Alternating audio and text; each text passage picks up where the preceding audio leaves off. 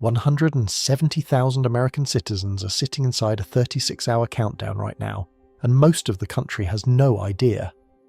Super Typhoon Sinlaku is locked onto Guam and the Northern Mariana Islands at 184 miles per hour, making it the most powerful storm anywhere on the planet in 2026. The National Weather Service just pulled out a severity classification so rare that our team had to verify it was not a data error. It was not. The last storm anywhere close to this devastated the same territory back in 2018. 3 people died, the damage topped $600 million, and the recovery dragged on for years. Sinlaku is stronger than that. And before this video is over, you will understand why the wind speed is actually the least frightening thing about what is coming. If this has you hooked, hit subscribe so you do not miss what comes next, because this story is not over, it is just getting started, and the data gets darker the further we go. Drop a comment below. I want to know where in the world you are watching this, what time it is for you, and your honest reaction. 170,000 Americans in the path of the strongest storm on the planet. A severity alert so rare it almost read as a system error, an infrastructure that has already failed once before under less. Are we finally going to treat this with the urgency it demands, or will Sinlaku be another invisible disaster that gets forgotten the moment the wind stops? Tell me what you think. Now, settle in and let's get into it. Part 1. The core shock. There is a storm spinning over the Western Pacific right now that most Americans will never hear about until it is already over. Super Typhoon Sinlaku has reached 184 miles per hour. That makes it the strongest storm anywhere on the planet in 2026. And in 36 hours, it is going to make landfall on United States soil. Not near the United States, not close to an American ally, on American soil. With American citizens in its path. Let that land for a second, because the silence around this story is almost as remarkable as the storm itself. While the news cycle spins on everything else, 170,000 Americans are sitting in a 36-hour countdown to a catastrophic Category 5 typhoon strike, and the country at large has barely blinked. We are going to talk about why that is, but first let us talk about what is actually happening out there, because the meteorology alone should be enough to stop you cold. The National Weather Service has issued what they are calling an extreme severity alert for this event. Now, you might hear that phrase and think, sure, they say that, except they do not. We pulled the raw data. Out of 302 active weather alerts currently covering the United States and its territories, only 2 have been classified at the extreme level. 2. This is one of them. The people whose entire job is to measure and quantify atmospheric danger looked at what Sinlaku is doing and reached for a category they almost never use. Typhoon warnings are active right now for Guam and Rota.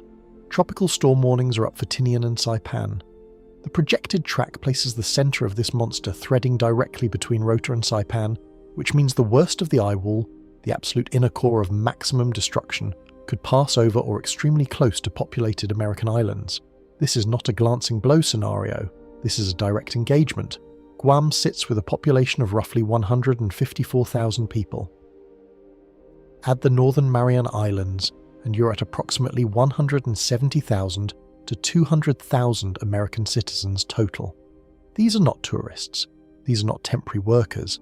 These are people who are born under the American flag, who pay into American systems, who hold American passports, and who are currently being told by the National Weather Service to prepare for conditions that can destroy reinforced structures. The forecasters are not hedging. They are not softening the language. The alerts use words like catastrophic, unsurvivable, and life-threatening. The kind of language that, when it appears in a National Weather Service bulletin for Florida or Texas, triggers wall-to-wall coverage on every major network. The kind of language that gets the president on camera and the National Guard in motion. Here, it is appearing in bulletins that most of the country will never read. This is not a forecast, this is a countdown, and the clock is already running. 36 hours sounds like time. It is not much time, not when you are talking about an island, not when you are talking about a population with limited evacuation options, aging infrastructure, and a supply chain that runs entirely through ports and airports that are about to be rendered unusable.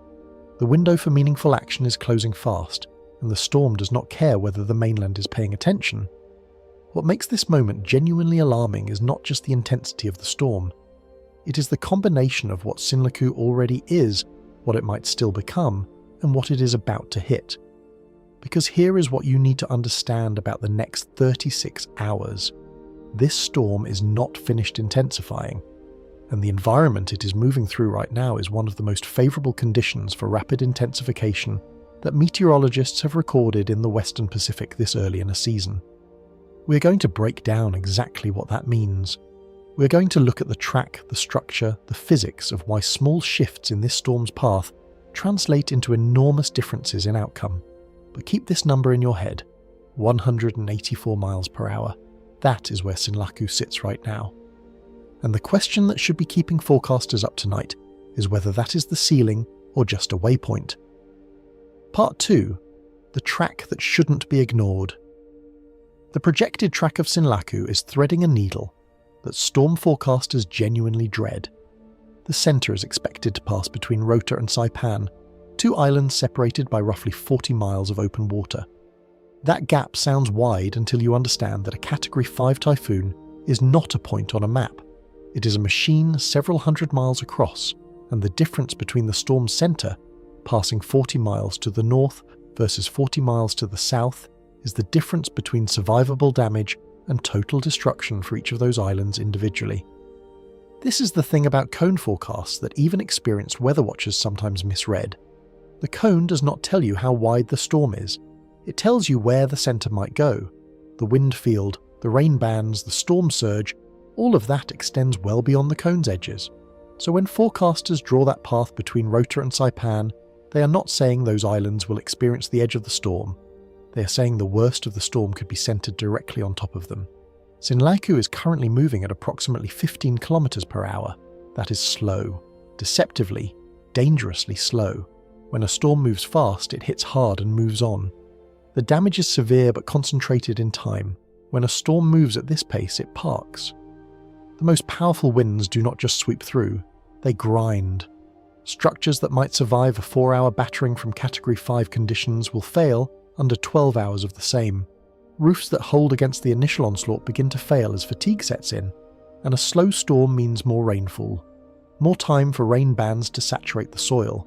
More time for flooding to develop and compound everything else happening simultaneously.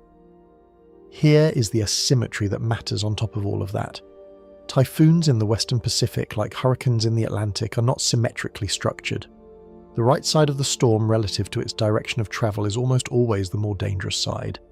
The winds there are moving with the storm's forward motion added on top of the rotational wind speed, which pushes the maximum gusts even higher. It is also the side where storm surge is amplified most dramatically, and given the current projected track, several of the most populated areas in the Marianas sit precisely in that high side window. Wave heights in the open ocean ahead of the storm are already being projected at 30 to 36 feet. Let that settle in. 36-foot waves. The kind of seas that make coastlines temporarily unrecognisable. The kind of surge that does not just flood low-lying areas, but pushes water with enough force to structurally compromise buildings that are still standing. Storm surge is not flooding in the ordinary sense. It is the ocean deciding to temporarily relocate onto land, and it does so with tremendous velocity and weight. A single cubic metre of seawater weighs just over 1,000 kilograms. Storm surge does not trickle in. It arrives, and then there is the rainfall. Current projections show 15 to 20 inches of rain for Guam and Rota as the storm makes its closest approach. To put that in context, New York City's annual average rainfall is about 46 inches. These islands are looking at nearly half of New York's annual rainfall in roughly 24 hours, on terrain that is in many places steep, deforested in areas due to previous storm damage, and underlaid by soil that is already saturated from seasonal patterns. The water has nowhere to go except downhill, fast. The compound effect is what makes the true danger hard to communicate with a single wind speed number. 184 mile-per-hour winds will tear apart structures and level trees. That same storm will simultaneously push 12 to 18 feet of surge onto coastlines, dump 1.5 feet of rain inland, and do all of this to infrastructure that in many cases has not been fully rebuilt from the last major hit. Each individual hazard is survivable with preparation. The combination, arriving at the same time, over a geographic area with limited emergency response capacity, is a different category of crisis entirely. And here is what the meteorologists are watching most carefully right now: Sinlaku's forward speed. If the storm slows further as it approaches, every one of those numbers gets worse. More surge time, more rainfall, more sustained wind exposure. A storm that is already in historic territory could become something the Marianas have not experienced in a generation. The biggest danger may not be the wind, it may be everything that comes with it, and the time it's allowed to stay. Part 3. Rapid intensification. Window. Meteorologists define rapid intensification with a specific threshold, a sustained wind speed increase of at least 35 miles per hour within a 24-hour period.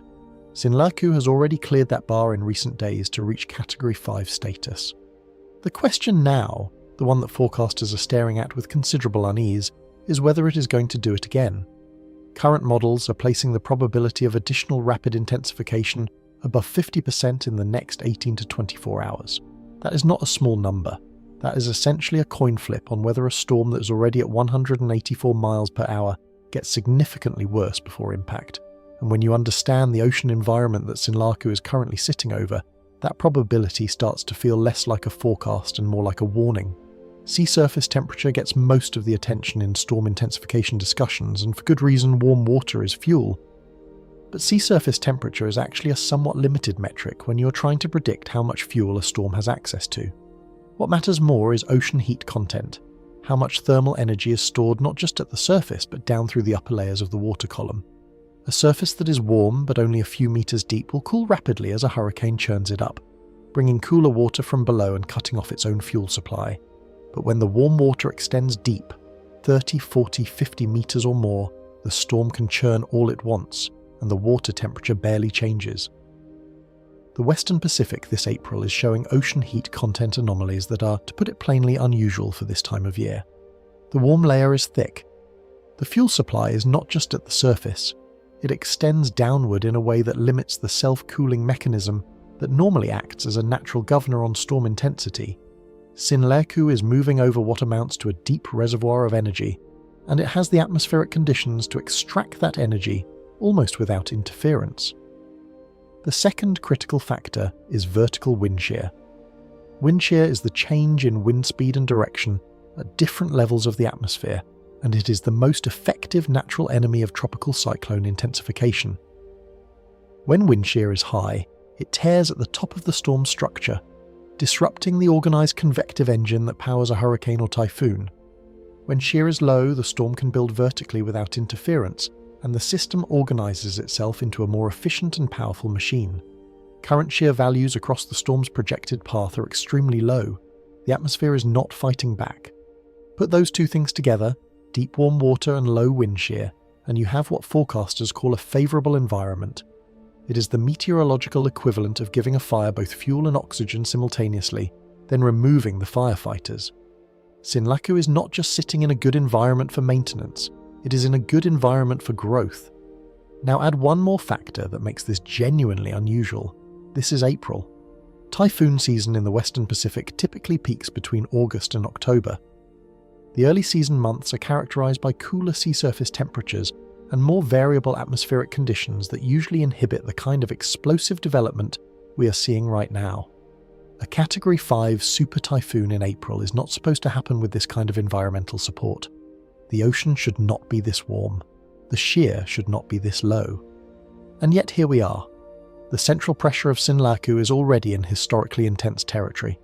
Models are flirting with scenarios that push it toward 900 millibars or lower before landfall. For reference, the most intense tropical cyclones ever recorded in the Western Pacific have had central pressures in the 870 to 900 millibar range. Every millibar drop corresponds to more energy, tighter eyewall winds, more explosive structure. The forecasters who track these systems for a living are watching pressure trends that they have seen before, in storms that rewrote records. We have seen storms rewrite their own forecasts overnight. Patricia in 2015 went from Category 1 to Category 5 in 24 hours. Haiyan in 2013 was still intensifying as it made landfall. The models are tools, not verdicts. And when the conditions are this favourable, when the ocean is this warm and the atmosphere is this cooperative, the models have a history of underestimating what comes next. 170,000 Americans are in a 36-hour window, and the storm pointed at them may not have reached its final form yet. Part 4. America's Blind Spot. Let us establish something clearly, because it matters enormously for everything that follows. Guam is not an American protectorate. It is not a territory in name only. It is not a foreign nation that receives American aid or American oversight. Guam is the United States of America. The people who live there are American citizens from birth. They carry American passports. They serve in the United States military at some of the highest per capita rates of any region in the country. They are subject to federal law. And they are about to be hit by the most powerful storm on the planet, with a fraction of the national attention that a comparable storm threatening any mainland state would generate. The Northern Mariana Islands operate under the same framework. The Commonwealth of the Northern Mariana Islands, the CNMI, became a US territory in 1978. Its residents are American citizens. Saipan, the largest island in the CNMI, holds approximately 48,000 people. Guam holds around 154,000. Total population in the direct impact zone, somewhere between 170,000 and 200,000 Americans. If you dropped the same storm on a coastal city in the continental United States with that population, the national response would be immediate and overwhelming. The coverage would be total. Here, the alerts go out, the National Weather Service raises its most severe warning category, and the mainland barely notices. Part of this is geography. Guam sits roughly 3,800 miles from Los Angeles. It is closer to Tokyo, Manila, and Sydney than it is to the continental United States. That distance creates a psychological gap that is real, even if it should not be relevant when we are talking about American citizens. The brain does not process American territory and island in the Pacific with equal urgency, even when they refer to the same place. Part of it is political structure. Residents of Guam and the CNMI cannot vote in presidential elections. They have a non-voting delegate in the House of Representatives. They have no senators. The political incentive structure that normally drives national attention toward disaster response, the votes, the electoral significance, the media markets, simply does not apply here in the same way. These are Americans who have less political representation than any state, and it shows in the coverage calculus when a storm comes. What you also need to understand about where Sinlaku is headed is that this region is not unfamiliar with typhoons. The Marianas sit directly in what meteorologists call Typhoon Alley, the corridor of warm water in the Western Pacific where the vast majority of the world's most intense tropical cyclones develop and track. Guam has been struck by more major typhoons per decade than virtually any other populated place on Earth. The residents know what is coming, they have emergency plans, they have experience. But experience and infrastructure are different things, and the infrastructure question is where this story gets deeply uncomfortable. Geographic isolation amplifies every problem a storm creates. The supply chains that mainland communities take for granted, the trucks full of food, water, building materials, generators, fuel, simply do not exist in the same way on an island 3,800 miles from the nearest major port.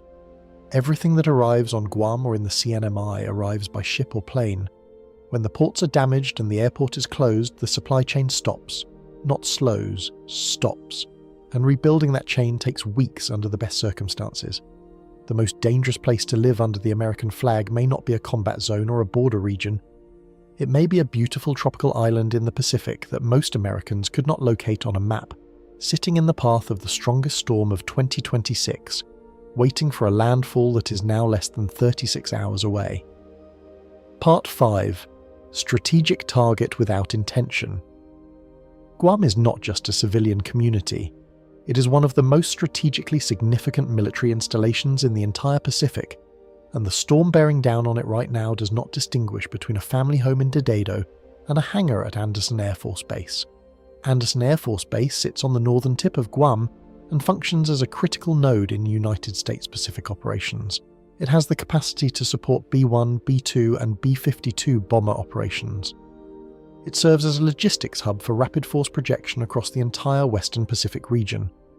In a world where tensions with China and North Korea have driven the Pentagon to accelerate investment in Pacific military infrastructure, Andersen is not a legacy installation.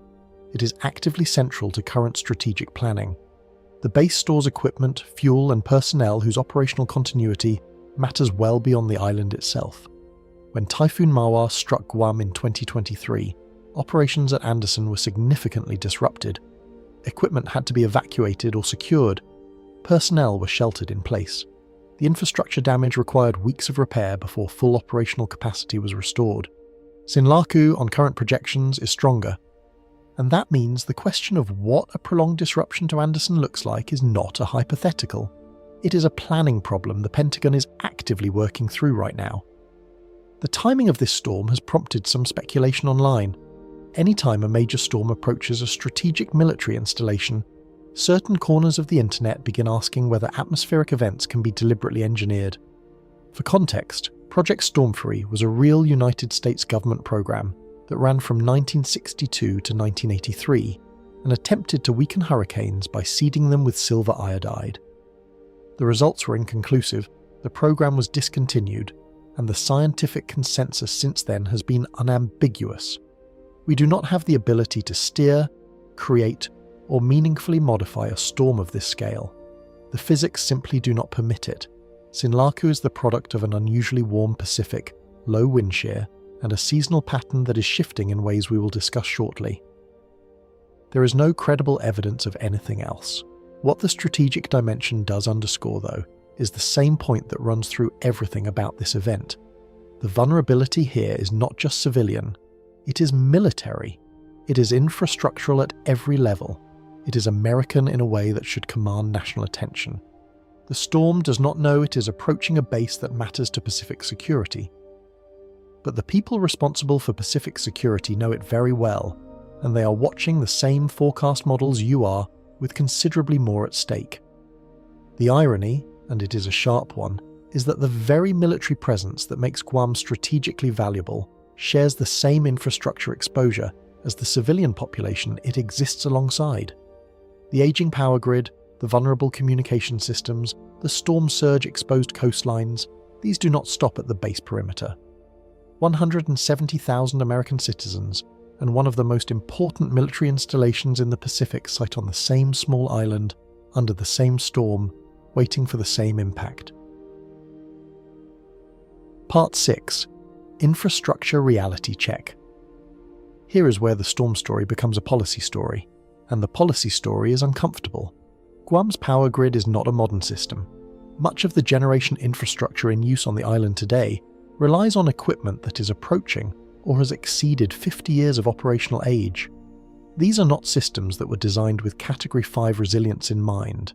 They were built in a different era, under different standards, and they have been patched and extended and worked around for decades as the island's population and energy demand grew around them.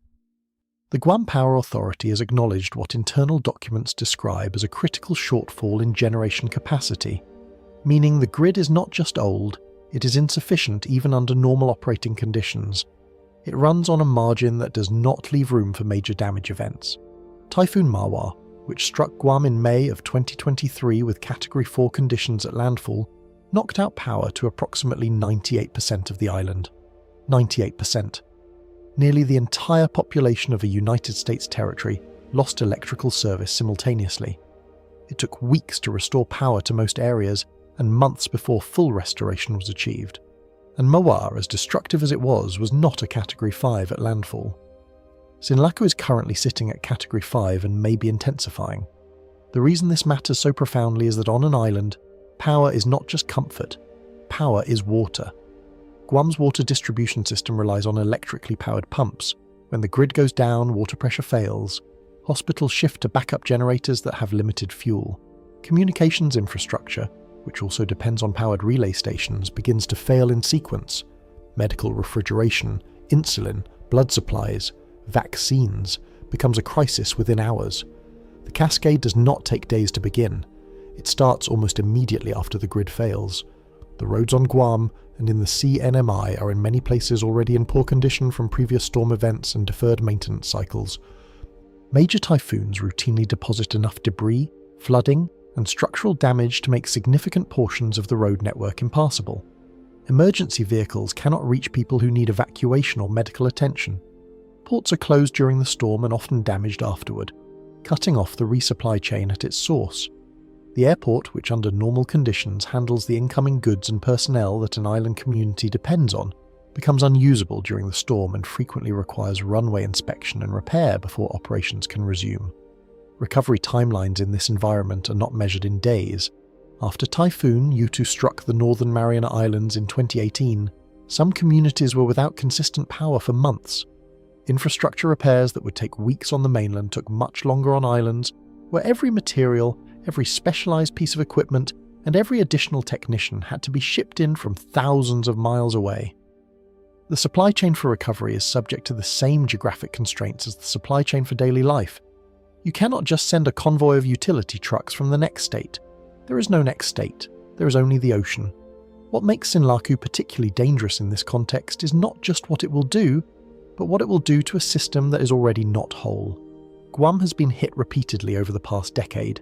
The CNMI has not fully recovered from Yutu. Infrastructure that was damaged and never fully repaired faces this storm in a weakened state. A building with a repaired but not replaced roof section is not structurally equivalent to an undamaged building. A grid that has been patched rather than rebuilt carries vulnerabilities that a new system would not. You are not starting this event from a baseline of full capacity. You're starting from a baseline that is already compromised, and a Category 5 is about to stress test every single one of those compromises simultaneously. We have seen this system fail before. The question is not whether it will struggle under Sinlaku. The question is how deep the failure goes, how long it lasts, and whether the rest of the country will be paying attention when it does. Part 7. The Shadow of Typhoon Yutu. October 25, 2018. Super Typhoon Yutu made landfall on the islands of Saipan and Tinian in the Northern Mariana Islands as a Category 5 storm with sustained winds of 180 miles per hour. At the time of landfall, it was the strongest storm ever to make landfall on United States soil in recorded history. That record stood until recently, and the destruction it left behind was the kind that does not simply get cleaned up. It gets lived with for years. 6,000 homes were damaged or destroyed. In a territory with a total population of around 50,000 people, that is not a statistic. That is a near-total disruption of the housing stock. Families were sleeping in cars and shelters in damaged structures deemed partially habitable. Schools were closed. The commercial sector was gutted. The economic engine of the islands, which was already fragile, stopped. The structural failures during Yutu exposed something important about the difference between Saipan and Tinian compared to Guam. The housing stock in the CNMI has a higher proportion of wood frame construction than Guam, where reinforced concrete is more common. Typhoon engineering standards require concrete construction for resilience against major storms, but enforcement of those standards and the financial capacity to build to them has been inconsistent across the territory. When Yutu's eye wall moved directly over Saipan, wood frame structures that might have been marginal in a Category 3 became matchsticks in a Category 5. The concrete buildings survived. Many of the wood structures did not. 3 people died directly from the storm. The number sounds small until you consider the scale of destruction and ask how it was not higher, and the answer is largely that the residents of the CNMI have a cultural memory of typhoons that mainland Americans simply do not. They knew what was coming, they sheltered appropriately, they made decisions under intense uncertainty that saved lives. But the storm still extracted an enormous toll in property, health, and long-term well-being. Power outages in the hardest-hit areas of Saipan lasted not days or weeks, but months. Some communities did not have reliable electrical service restored until well into 2019. In those months without power, the cascade of secondary impacts played out in real time. Water supply disruptions, medical access limitations, educational disruption as schools stayed closed, economic losses that compounded daily as businesses could not operate. The disaster did not end when the wind stopped. It continued quietly and largely unnoticed by the mainland for the better part of a year. The recovery from Yutu is still, in meaningful ways, incomplete. Infrastructure investments that were promised and partially funded moved slowly through the bureaucratic processes that govern disaster recovery funding. Communities that were supposed to be rebuilt to higher standards are still working through the process. Some residents never returned.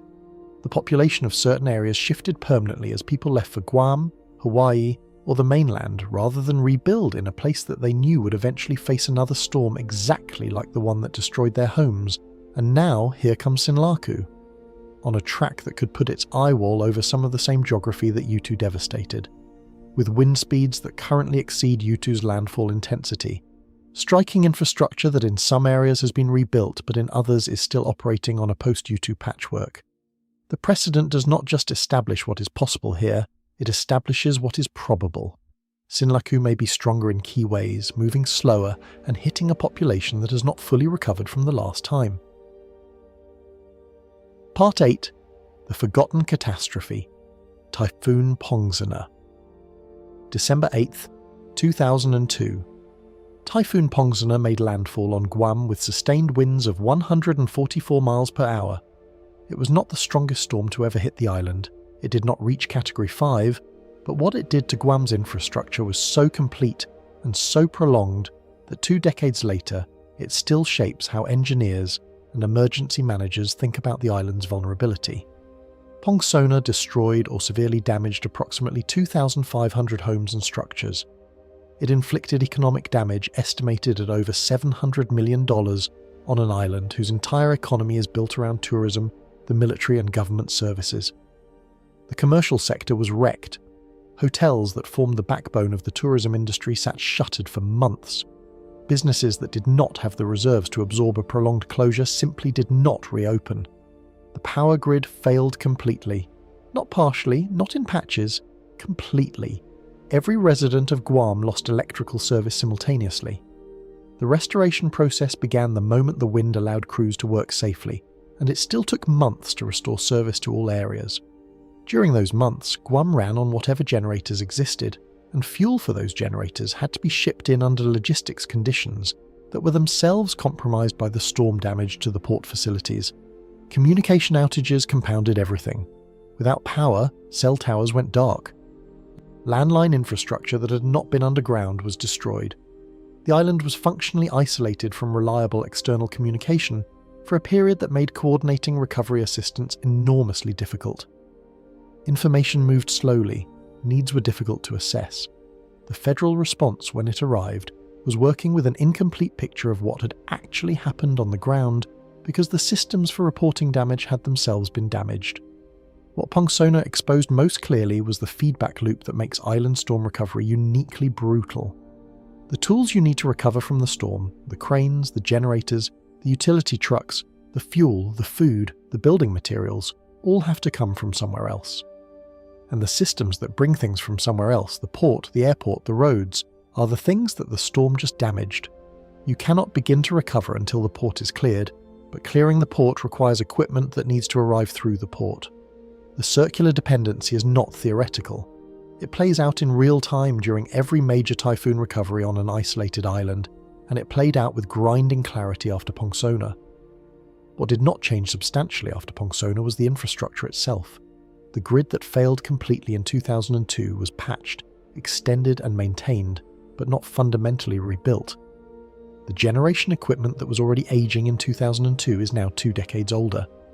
The vulnerability that Pongsana exposed, a grid that cannot survive a major direct hit, was documented, studied, discussed in planning documents and federal reports, and then essentially remained in place. When Typhoon Mawar hit in 2023 and knocked out power to 98% of the island, it was not a new failure mode. It was the same failure mode, replaying itself. The system has not fundamentally changed, and Sinlaku is about to test it again. Part 9. Why this one could be worse. The concept of a compound failure cascade is not a dramatic metaphor. It is an engineering and emergency management framework that describes what happens when multiple systems under stress fail in sequence, each failure making the next one more likely and more severe. It is the reason that disasters routinely cause more damage than models predict when those models treat each hazard in isolation. Sinlaku is not presenting one hazard to the Mariana Islands. It is presenting at least 4 simultaneously. Catastrophic wind, historic storm surge, extreme rainfall and flooding, and the prolonged duration of all 3 due to the storm's slow forward movement. Any one of those in isolation would be a major emergency. Together, arriving at the same time, sustained over an extended period, they interact in ways that multiply the damage beyond what any single threat assessment would suggest. The wind arrives first, and does its work on structures, trees, power lines, and anything not secured or anchored. Then the surge arrives and does its work on anything near the coast that survived the wind, because surge does not just flood, it undermines foundations, it moves vehicles and debris at lethal velocity, it deposits salt water into electrical systems and building structures in ways that cause damage that continues long after the water recedes. Then the rainfall saturates inland areas, destabilizes slopes, floods roads that are now also blocked by wind debris, and fills basements and ground floor spaces with water, carrying all of the contaminants that a storm disturbs. Each phase impedes the response to the previous one. You cannot begin clearing debris from roads while surge is still running. You cannot assess structural damage to a building while it is still under 2 feet of water. You cannot restore power to a neighborhood while crews cannot safely access the damaged lines due to debris and flooding. The cascade is not just about what the storm does, it is about how each element of the storm prevents recovery from the elements that preceded it. And then there is what emergency managers call recovery fatigue. This is not a medical diagnosis, it is a pattern. Communities that have been through repeated major disaster events show measurable declines in certain resilience indicators over time, not because people give up, but because the financial, physical, and psychological resources required to repeatedly rebuild are finite. Insurance coverage becomes harder to maintain after repeated claims. Savings that were used for the previous recovery have not been replenished. The emotional reserves that help communities respond to catastrophe, the social cohesion, the collective energy, the sense that rebuilding is possible, erode with each successive event. The CNMI went through U2 in 2018.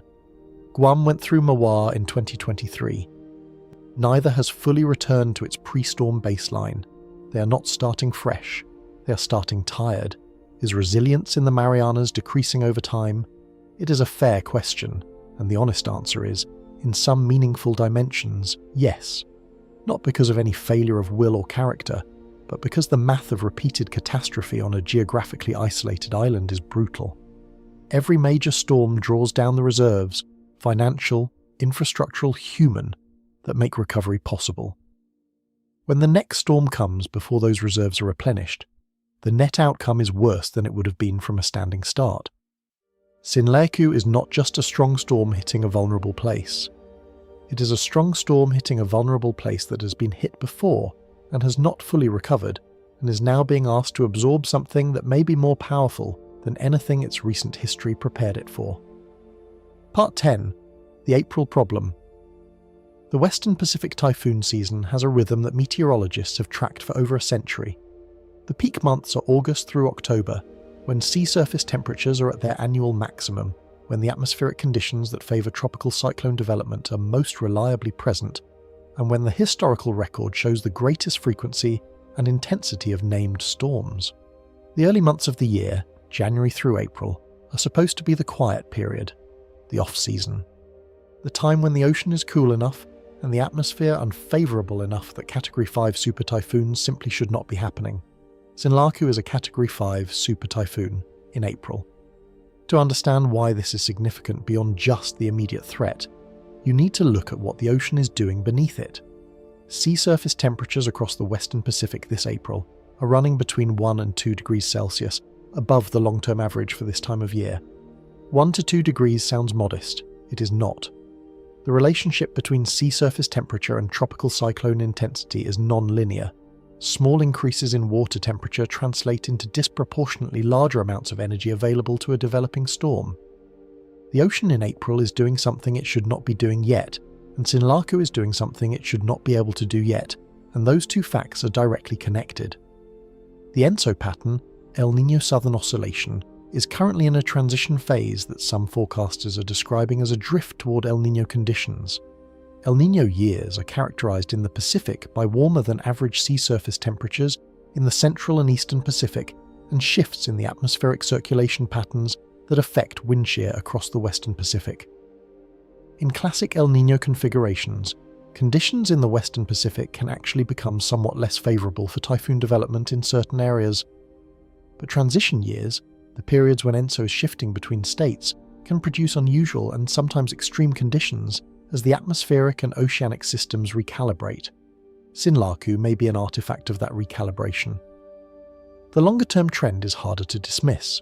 Research published over the last decade has consistently found that tropical cyclones globally are intensifying at rates approximately 12 to 15% faster than they did in the latter half of the 20th century. The threshold wind speed at which a storm qualifies as a major hurricane or typhoon is being reached more quickly. The maximum intensity that storms achieve before landfall is increasing, and the zone within which rapid intensification is possible is expanding, both in geographic range and in seasonal window. What this means in plain language is that April is not as safe as it used to be. The margins that the calendar used to provide, the periods when the ocean was simply too cool and the atmosphere too hostile for extreme storm development, are shrinking.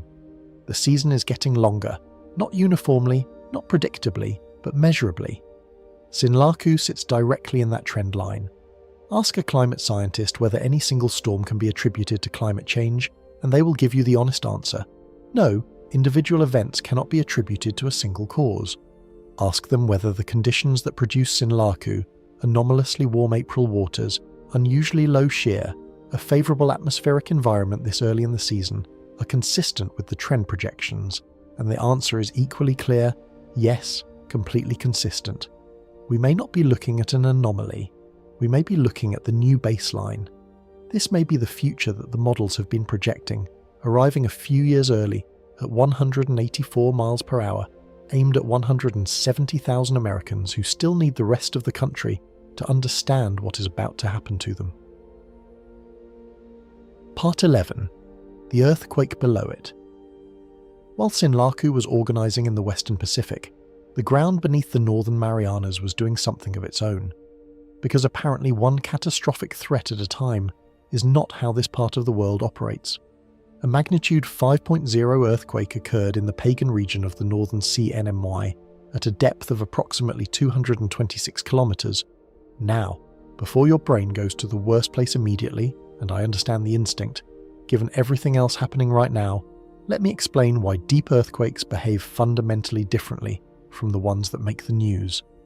The earthquakes that collapse buildings, trigger tsunamis, and register as genuine emergencies are almost always shallow events, occurring within the upper 70 kilometres of the crust, where the energy release is close enough to the surface to translate into violent, destructive ground motion.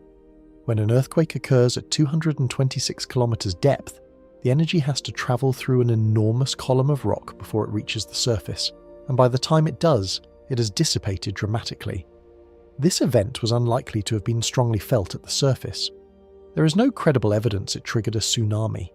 There is no credible evidence it altered the behaviour of the approaching storm in any measurable way. On its own technical merits, this is a data point in a regional seismic catalogue, not a headline.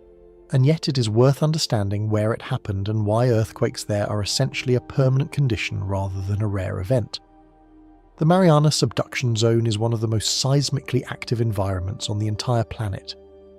What is happening beneath these islands is one of the most dramatic ongoing geological processes on Earth. The Pacific Plate, one of the largest tectonic plates in the world, is being driven downward beneath the Philippine Sea Plate along a boundary that has produced the Mariana Trench, the deepest point in any ocean on Earth, reaching nearly 36,000 feet below the surface. That subduction process does not happen smoothly or quietly. It generates constant seismic activity across a wide range of depths, from shallow events near the surface to deep events like this one, occurring far down in the mantle where the descending plate is being subjected to enormous pressure and temperature changes. Earthquakes in this region are not exceptional. They are not signals of unusual geological unrest. They are the geological background noise of living directly on top of one of the planet's most active tectonic boundaries. The residents of the CNMI understand this, the way people in Kansas understand the possibility of tornadoes. It is simply part of the environment. Now, there is a fringe area of research worth acknowledging here, because this channel does not shy away from the edges of scientific consensus when the question is genuinely interesting. Some researchers have explored, speculatively, whether deep seismic events might influence atmospheric conditions through mechanisms involving ground heat flux, essentially the idea that seismic activity could release thermal energy through the crust in ways that might subtly affect surface pressure or moisture dynamics. Others have looked at whether pressure waves from deep earthquakes could interact with the lower atmosphere in ways that influence storm development or behaviour. These are not mainstream hypotheses. The observational evidence supporting them is weak, the proposed mechanisms are difficult to test, and the scientific community has not validated them. The honest framing is that the pagan earthquake and Super Typhoon Sinlaku are two separate events produced by two entirely different planetary systems, operating on completely different timescales and governed by completely different physics, that happen to be occurring at the same time in the same general region. Coincidence of timing and proximity, not a causal chain, not a signal, not a conspiracy, just the planet doing several things simultaneously, which it does constantly, and without coordinating with our sense of narrative convenience. But here is where I want you to sit with something for a moment, because the coincidence, even stripped of any causal meaning, does illuminate something that is genuinely important to the central story of what is happening to these islands right now. The people in the path of Sinlaku do not only face hazards that come from the sky, they live on a narrow chain of islands suspended above one of the most geologically violent boundaries on Earth. Typhoons from above, organised by a warming atmosphere and fuelled by an increasingly energetic ocean. Seismic activity below, generated by the relentless grinding of tectonic plates that have been in motion for millions of years and will continue for millions more. Volcanic activity as well. Several of the Northern CNMI islands, including Pagan itself, are active volcanoes. The threat environment here is not one-dimensional. It is stacked vertically, coming from multiple directions, operating across timescales that range from the geological deep past to the next 36 hours. Try to think of another American community of comparable size that faces this combination of simultaneous, ongoing, overlapping threat categories. A community that sits directly in the world's most active typhoon corridor, above one of the world's most active subduction zones, adjacent to active volcanic systems, on islands so geographically isolated that the normal supply chains and emergency response mechanisms that mainland communities take for granted simply do not function in the same way. You would struggle to find one. And yet this community, these 170,000 American citizens, receives a fraction of the infrastructure investment, political attention, and national emergency preparedness focus that their threat environment objectively warrants. The earthquake did not cause the typhoon. Let me be completely clear about that. There is no mechanism by which a deep seismic event at 226 kilometers produced or steered or intensified a Category 5 tropical cyclone in the atmosphere above it. The physics do not support it, and the evidence does not suggest it. But the earthquake existing at all, occurring quietly beneath the same islands that Sinlaku is bearing down on, serves as a useful reminder that the conversation about vulnerability here cannot stop at the storm. It cannot stop at the aging power grid, or the isolated supply chain, or the political invisibility, or the insufficient infrastructure investment, as important as all of those things are. The full picture of what it means to live in the Northern Marianas includes the ground beneath your feet being in a state of constant low-level geological motion, occasionally punctuated by events significant enough to register on seismometers thousands of miles away. Most of the country has never had reason to think about any of this.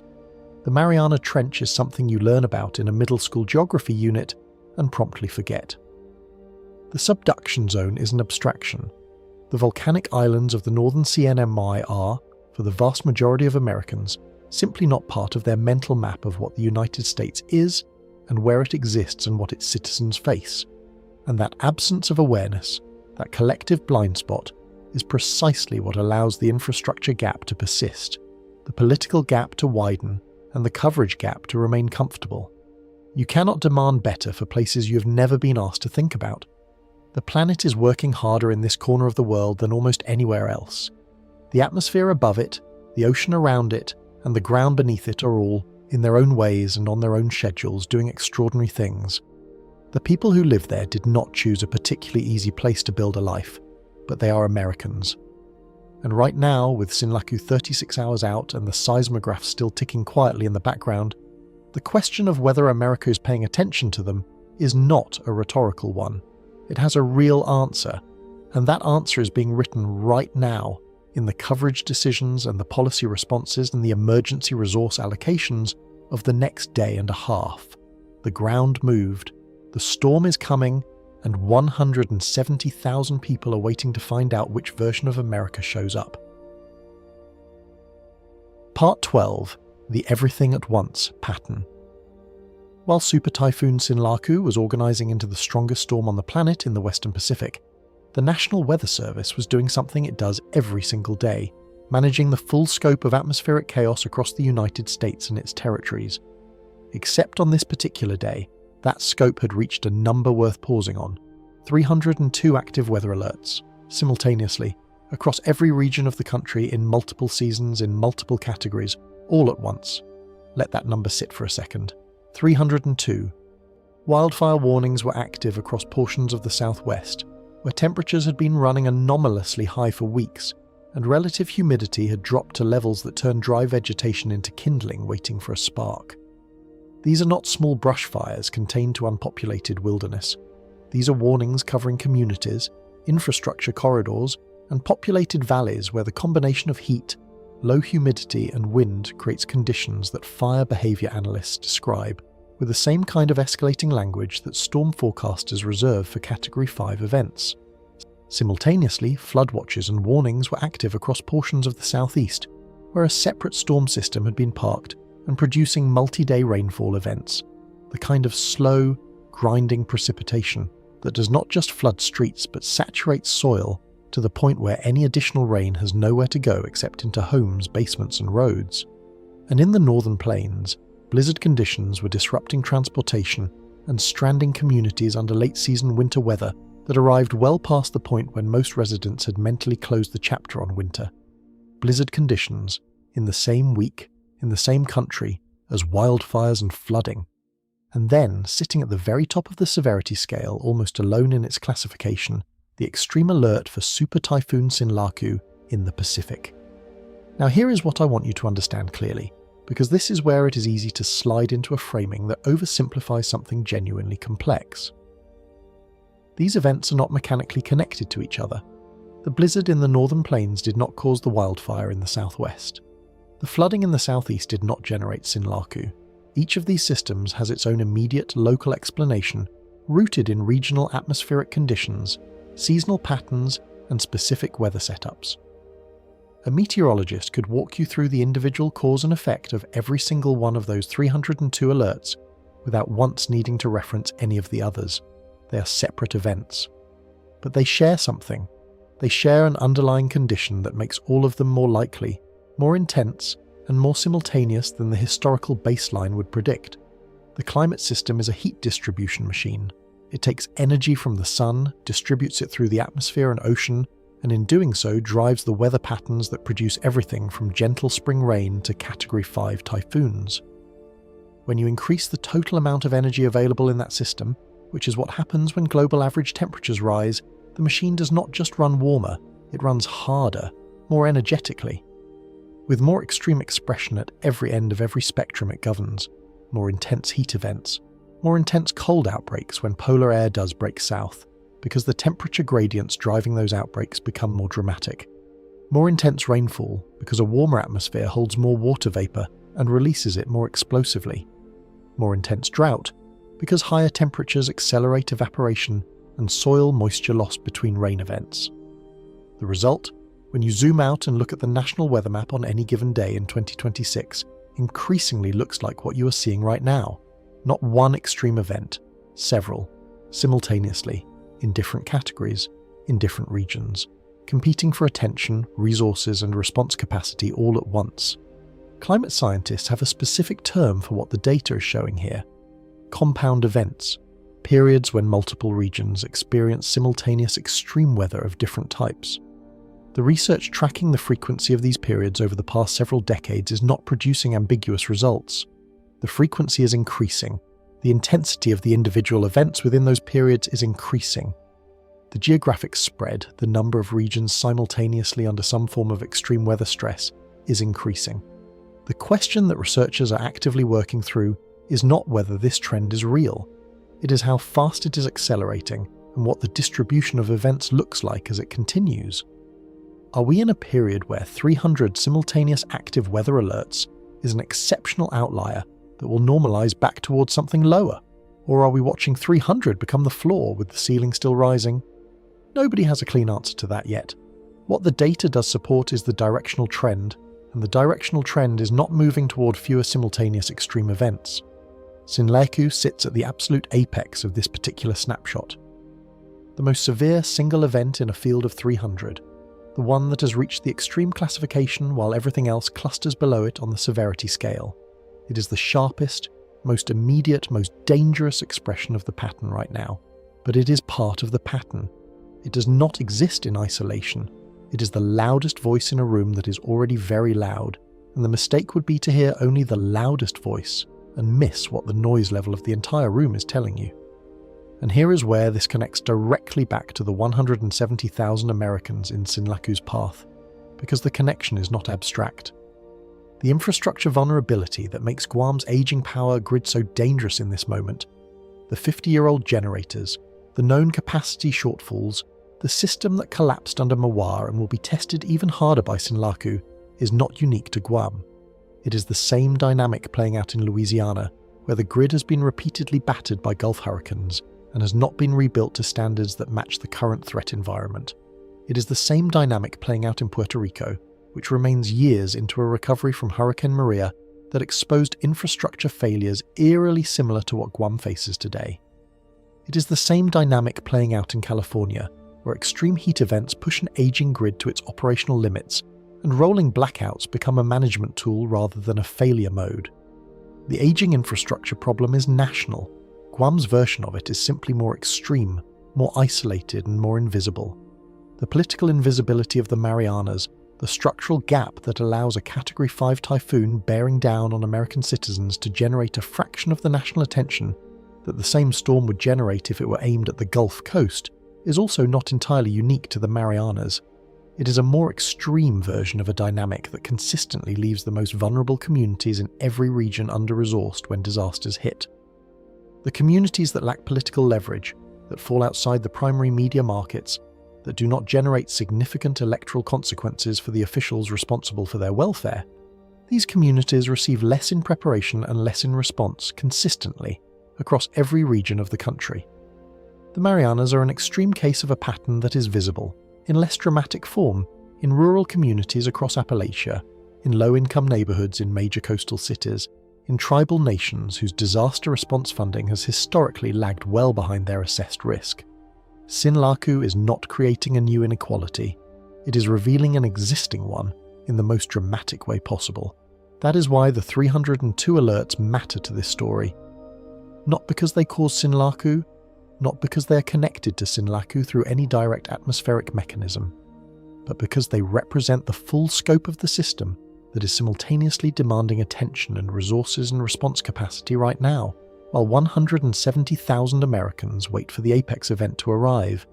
Every other alert on that list represents a community with its own needs, its own urgency, its own legitimate claim on the attention and resources of a country that is increasingly being asked to respond to everything at once, with infrastructure, institutions, and budgets that were built for a different baseline.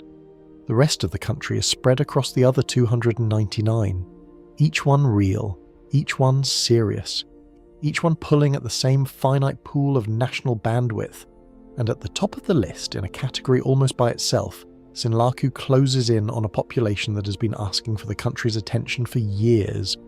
The question is not whether the system is under stress. 302 active alerts answers that question. The question is who gets seen when everything is demanding to be seen at once. And right now, the honest answer to that question is arriving at 184 miles per hour. Part 13. The ocean is changing. The ocean covers 71% of the Earth's surface. It is the planet's largest storage system, its most powerful heat engine, and the direct source of energy for every tropical cyclone that has ever formed. And right now, the ocean beneath Super Typhoon Sinlaku is doing something that should reframe how you think about not just this storm, but every storm that follows it this season. Here is a number that does not get enough attention in weather coverage: 93%. That is the approximate share of the excess heat that has accumulated in the Earth's climate system since the industrial era began that has been absorbed by the ocean rather than the atmosphere.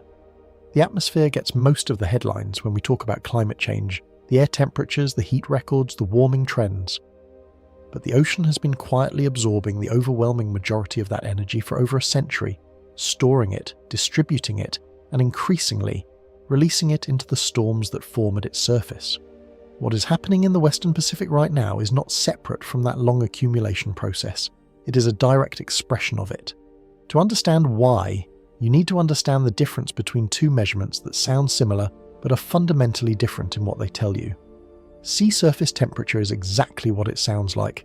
The temperature of the very top layer of the ocean, the skin of the water that the atmosphere is in direct contact with. It is the number most commonly cited in storm coverage, and it matters. But it has a significant limitation as a predictor of storm intensity. A surface layer that is warm but shallow can be churned up by a passing storm, mixing cooler water from below upward and effectively cutting off the storm's fuel supply. The storm weakens its own food source. This self-limiting mechanism is one of the reasons that some storms, even over warm water, fail to reach their theoretical maximum intensity. Ocean heat content is the measurement that addresses this limitation. It tells you not just how warm the surface is, but how far down that warmth extends, how thick the reservoir of available thermal energy actually is through the upper column of the water. When the warm layer is deep, a storm can churn the ocean as much as it wants, and the temperature at the surface barely changes, because there is simply more warm water below to replace whatever gets mixed upward.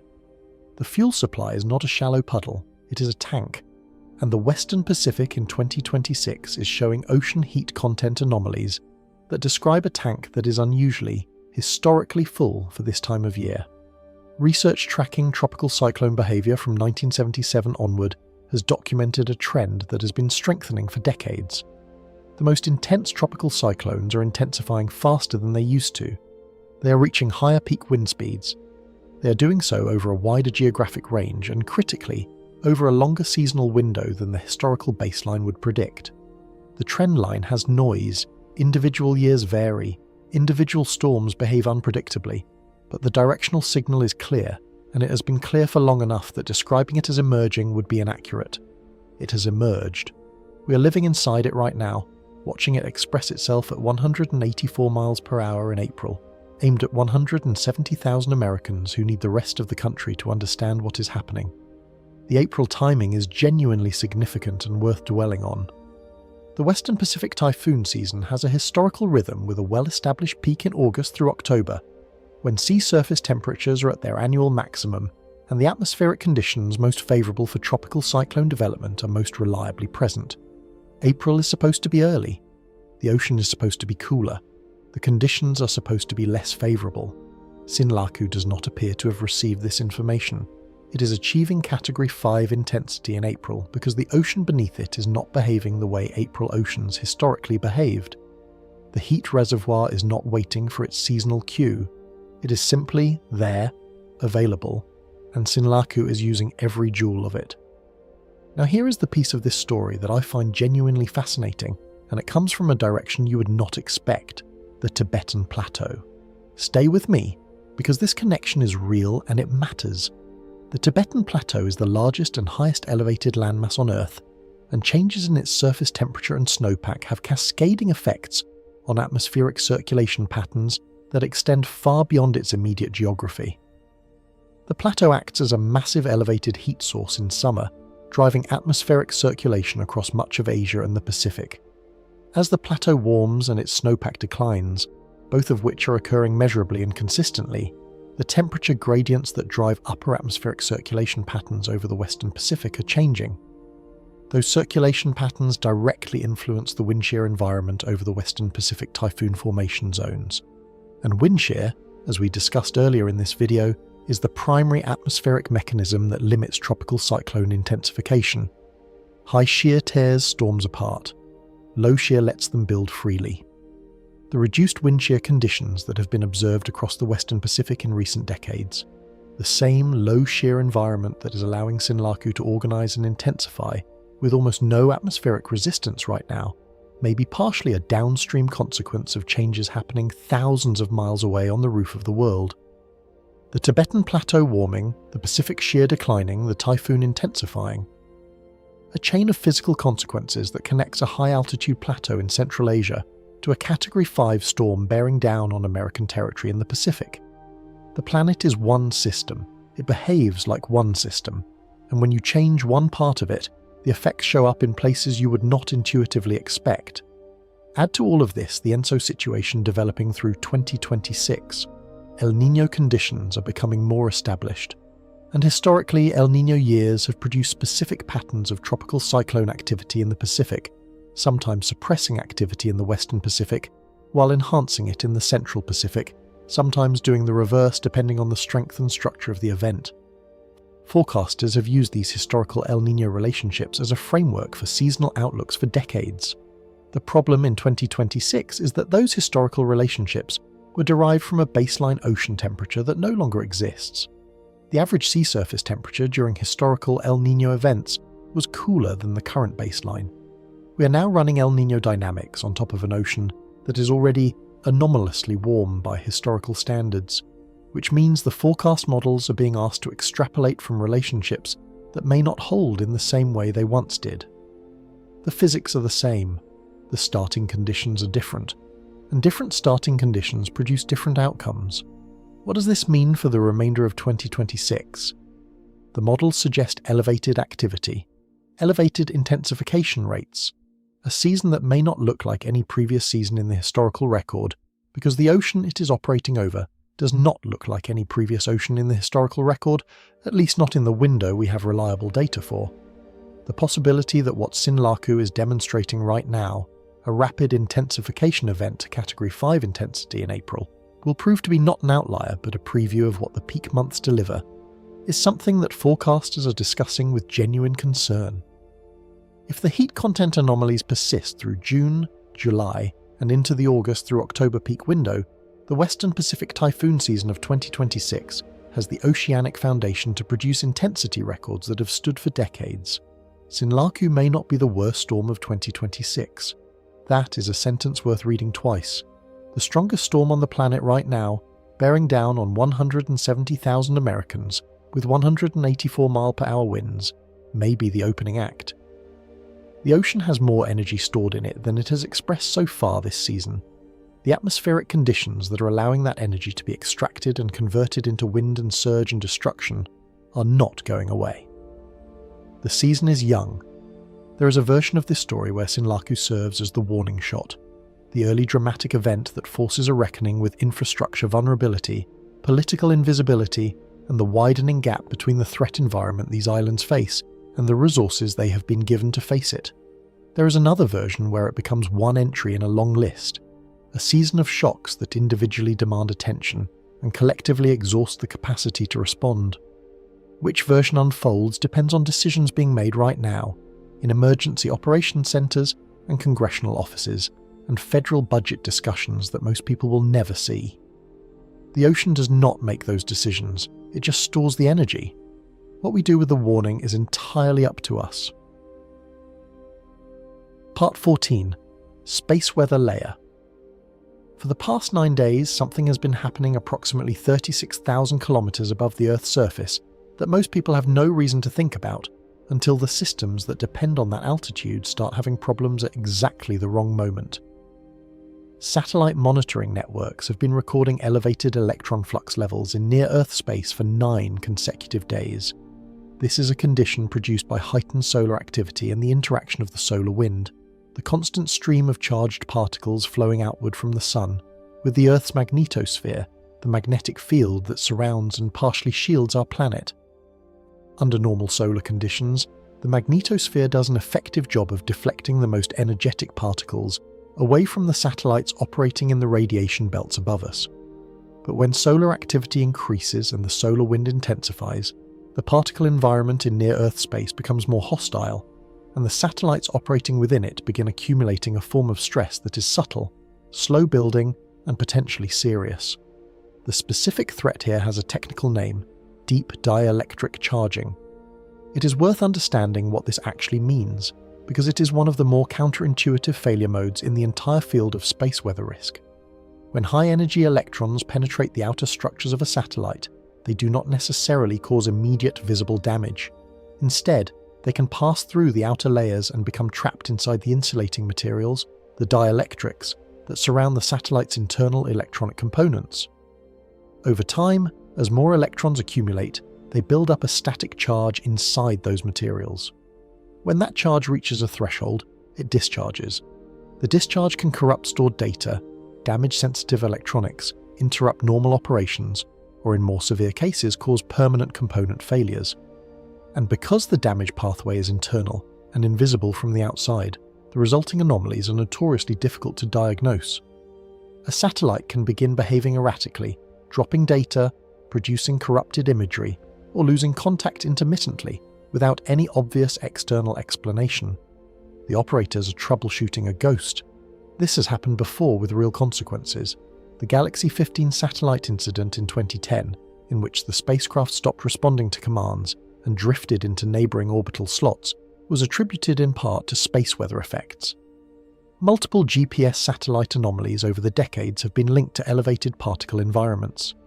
The space weather and satellite operations communities take deep dielectric charging seriously, precisely because its effects are delayed, cumulative, and hard to see coming until something actually fails.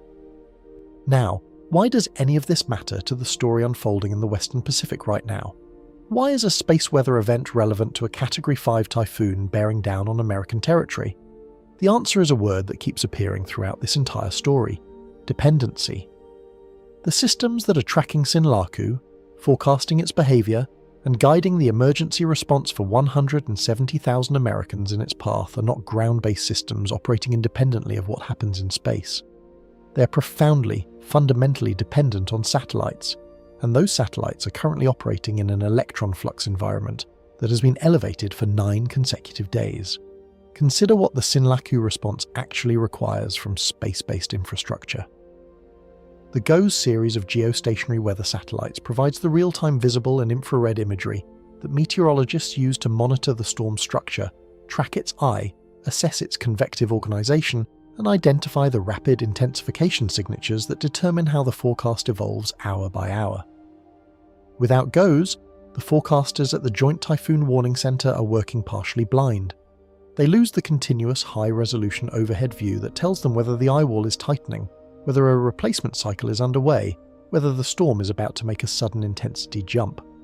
The 36-hour countdown that emergency managers in Guam and the CNMI are working against depends on that imagery being continuous, accurate, and available.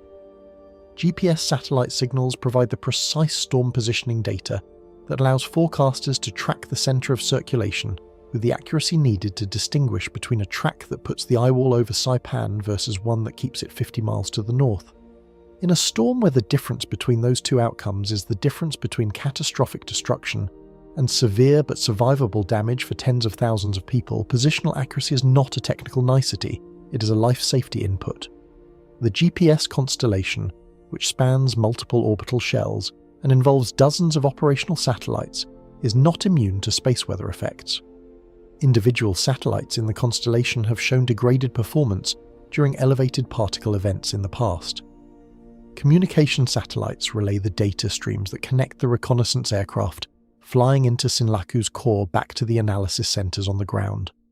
They carry the emergency communications that allow local officials in Guam and the CNMI to coordinate with FEMA, with the military, with relief organizations pre-positioning resources. They support the warning dissemination systems that push alerts to the public.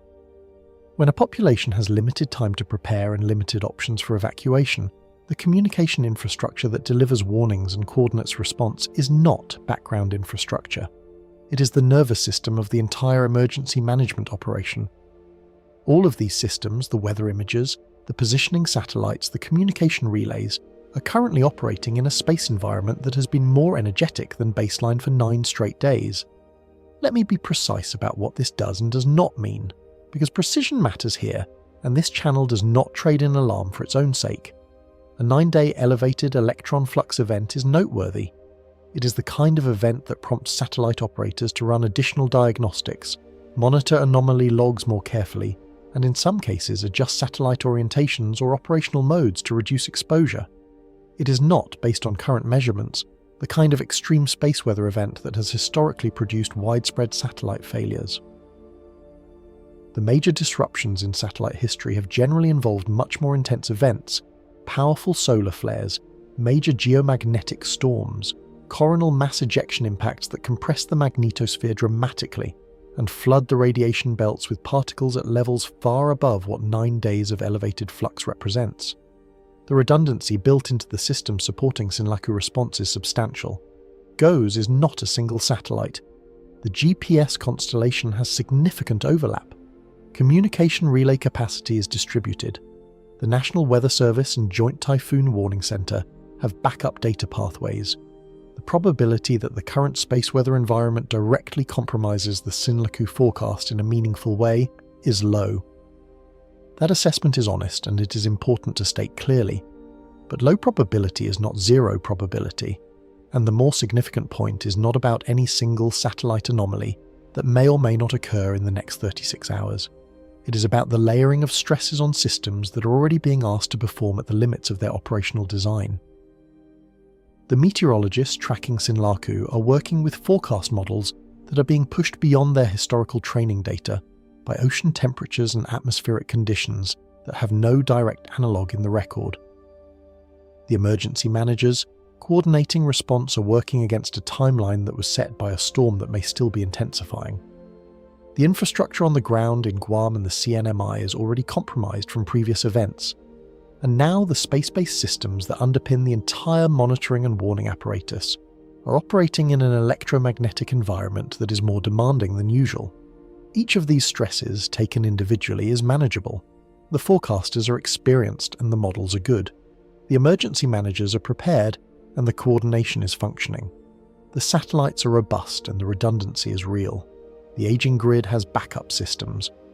None of these individual stress points represents a failure waiting to happen, but systems under multiple simultaneous stresses behave differently than systems under a single stress.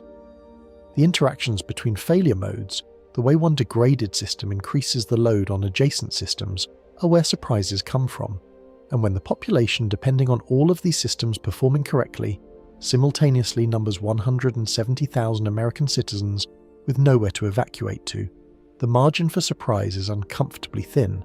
The sun has been quietly making the environment above us more challenging for 9 days. The storm has been making the environment below us more dangerous for the same period. The people caught between those two realities are waiting, preparing, and hoping that every layer of the system watching out for them holds together for 36 more hours. In the grand scheme of space weather events, this is a footnote. In the context of what is happening right now in the Western Pacific, it is one more reminder that the infrastructure keeping those 170,000 people connected to the rest of the country is thinner and more dependent on systems operating correctly under stress than most people ever have reason to consider. Part 15. The asteroid timing. In the same window that Sinlaku was achieving Category 5 intensity in the Western Pacific, two rocks were making their closest approaches to Earth from the opposite direction entirely. Two near-Earth asteroids tracked by planetary defense monitoring networks passed our planet at sub-lunar distances, meaning closer than the Moon. Both were small, both were on trajectories that posed absolutely no impact threat to Earth.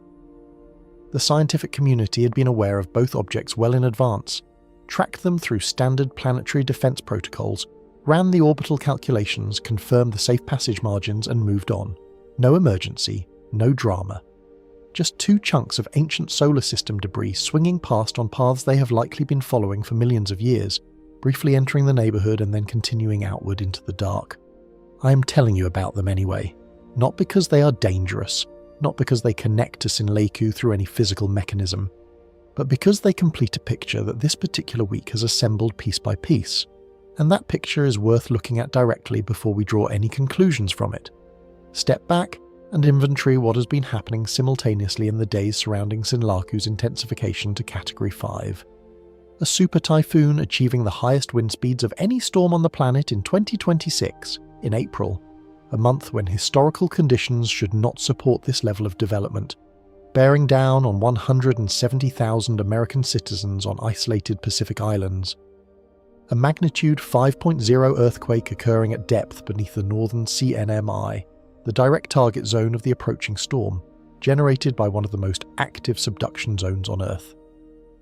9 consecutive days of elevated electron flux in near-Earth space, produced by heightened solar activity, stressing the satellite infrastructure that the entire Sinlaku monitoring and warning apparatus depends on.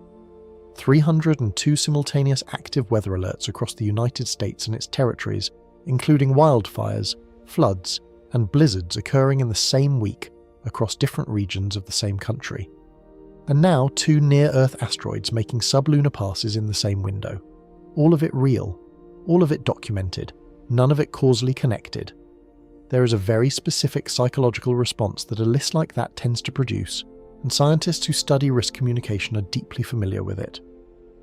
When multiple unusual or threatening events cluster in time, the human brain reaches for a unifying explanation. It is not a flaw in human reasoning. It is actually a feature.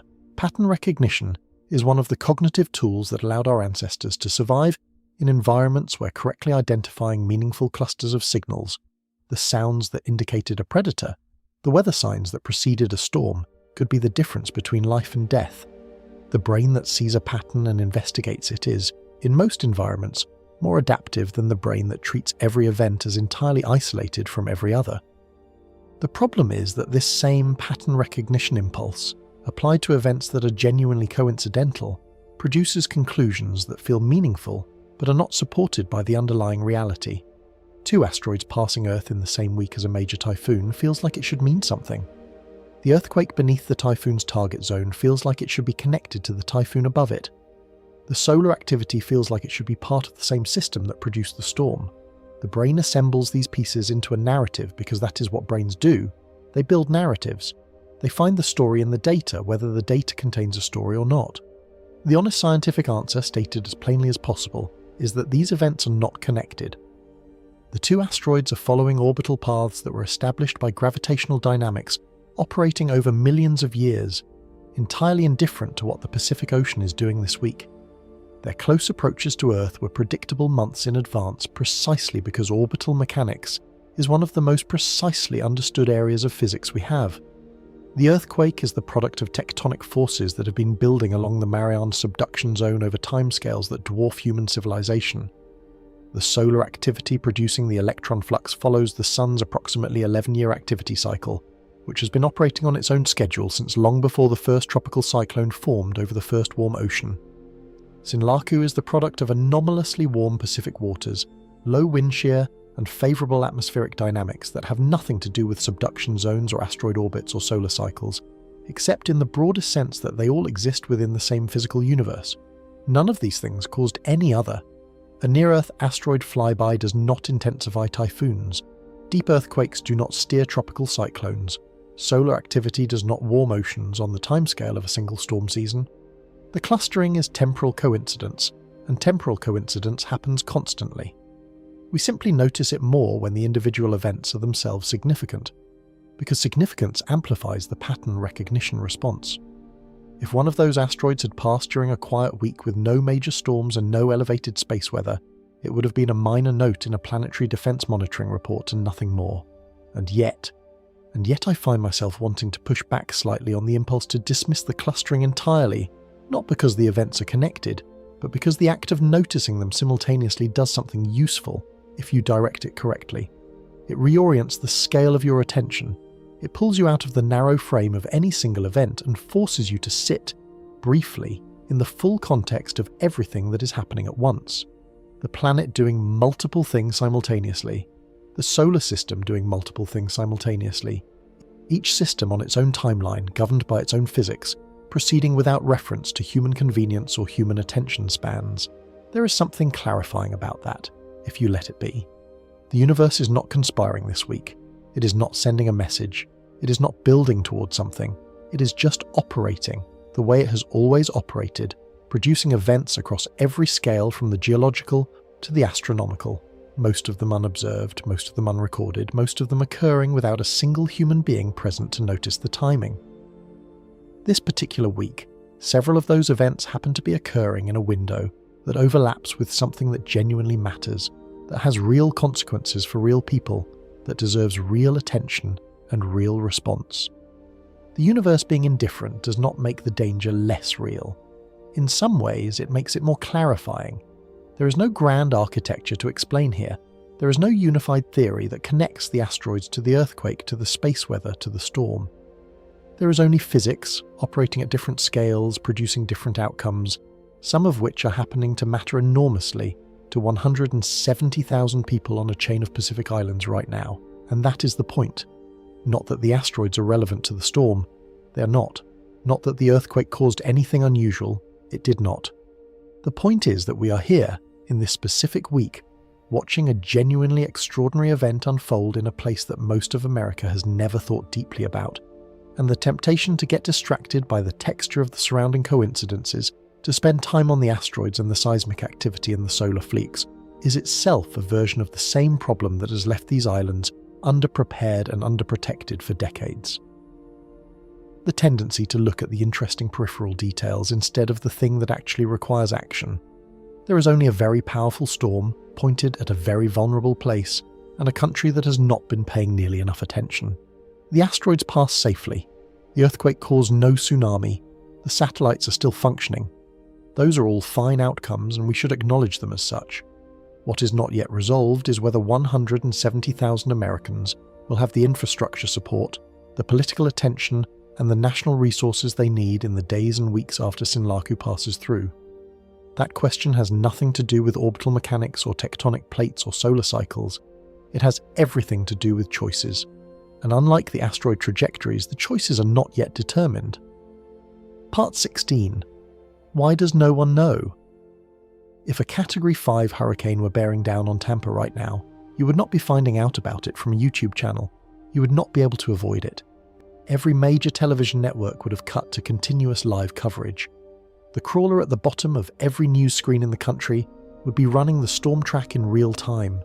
Social media feeds would be saturated with evacuation orders, shelter locations, meteorologist updates, and the particular flavour of collective anxiety that the American media ecosystem generates when a major storm threatens a major mainland city. The president would be on camera. The FEMA administrator would be at a podium. Governors would be declaring emergencies and activating National Guard units on live television. The national conversation would collapse to a single point, the way it always does when the geography of the threat is somewhere the country has decided it recognizes as real. Sinlaku is objectively stronger than any storm that has ever made landfall on the continental United States. Read that sentence again, because it is not hyperbole.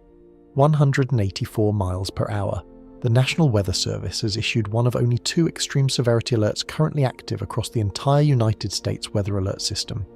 170,000 American citizens are in the direct impact zone.